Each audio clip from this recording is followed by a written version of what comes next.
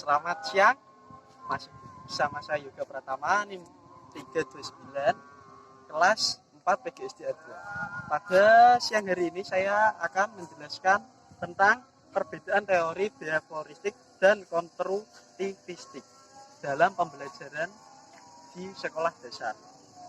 Ya, setelah sebelumnya kita telah membahas teori belajar behavioristik dan teori belajar konstruktivisme, maka perlu kita ketahui perbedaan teori behavioristik dan teori konstruktivisme tersebut.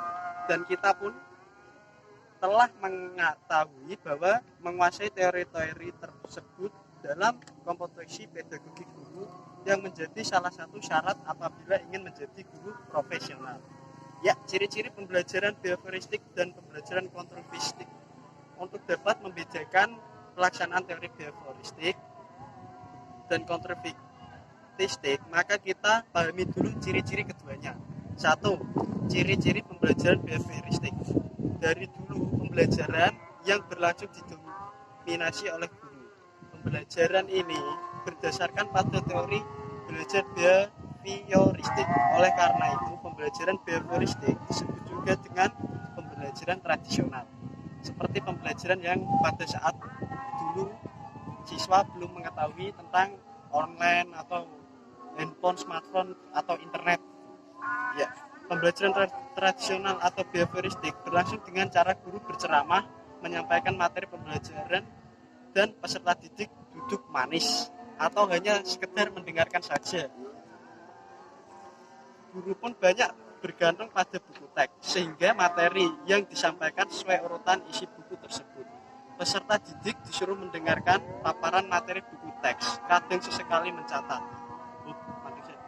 Ya, maaf ya, ini ada suara ajannya, soalnya ini kan saya rekaman saat asar tiba. Ya, saya lanjutkan ya.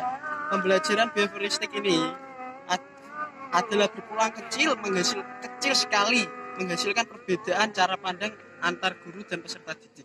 Fenomena sosial terhadap alternatif perbedaan cara pandang dan pikir tidak dipertimbangkan. Peserta didik belajar dalam isolasi. Pembelajaran ini masih dalam kemampuan kognitif tingkat rendah dengan melengkapi buku tugas setiap harinya. Sedangkan ciri-ciri pembelajaran konstruktivistik, bentuk pembelajaran konstruktivistik tentunya berbeda dengan behavioristik. Pembelajaran konstruktivistik membantu peserta didik untuk menginternalisasi dan mentransformasi informasi baru yang dimilikinya. Terjadinya transformasi apabila menghasilkan pengetahuan baru lalu membentuk struktur kognitif baru. Pandangan teori ini tentang belajar melihat kepada apa yang dihasilkan oleh peserta didik kemudian didemonstrasikan seperti gambar gitu ya, didemonstrasikan di depan ruang kelas ya, dan peserta didik maupun guru itu menjelaskan dengan adanya gambar tersebut agar peserta didik itu lebih mudah dan terfokus pada suatu gambar yang ada di depan kelas. Perbedaan teori behavioristik dan konstruktivistik dalam pelaksanaan pembelajaran. Perbedaan dalam pembelajaran antara keduanya dirinciankan sebagai berikut. Ya. Pembelajaran behavioristik dan dalam pembelajaran 1. Menekankan pada keterampilan dasar peserta didik mulai dari bagian-bagian menuju keseluruhan kurikulum yang disajikan. 2. Taat kepada kurikulum yang ditetapkan. 3. Kegiatan pembelajaran banyak mengendalikan pada buku teks dan soal-soal. 4. Peserta didik dianggap sebagai kertas putih kosong yang dapat dicoret apapun oleh guru. Yang umumnya guru menggunakan cara didaktik dalam memberikan informasi kepada peserta didiknya.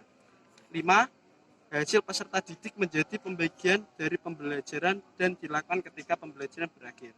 Pembelajaran konstruktivistik dalam pembelajaran. 1. Mendapatkan peserta didik pada konsep-konsep yang lebih kompleks. 2. Proses pembelajaran berjalan dengan munculnya pertanyaan-pertanyaan dan ide yang bervariatif. Seperti anak-anak bertanya-tanya dengan bermacam-macam pertanyaannya. 3. Kegiatan pembelajaran mengandalkan berbagai sumber dan manipulasi media belajar.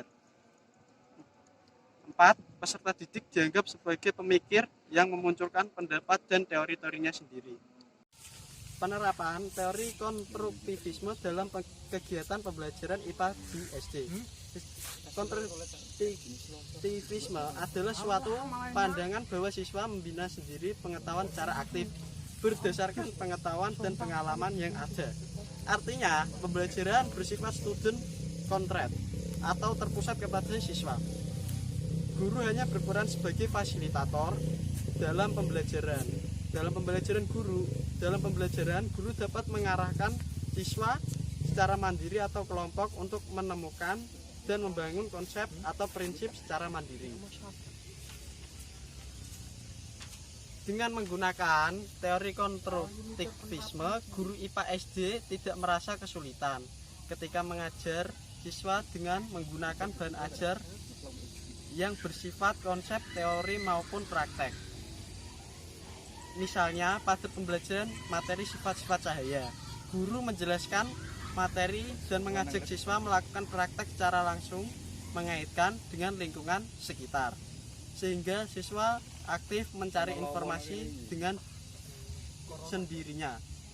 Guru dapat mengarahkan siswa untuk membentuk beberapa kelompok belajar sesuai dengan pembelajaran yang kooperatif. Guru berperan sebagai fasilitator dalam pembelajaran.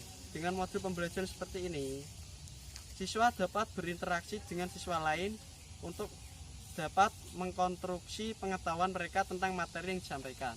Sekian dari saya, kurang lebihnya mohon maaf. Wassalamualaikum warahmatullahi wabarakatuh.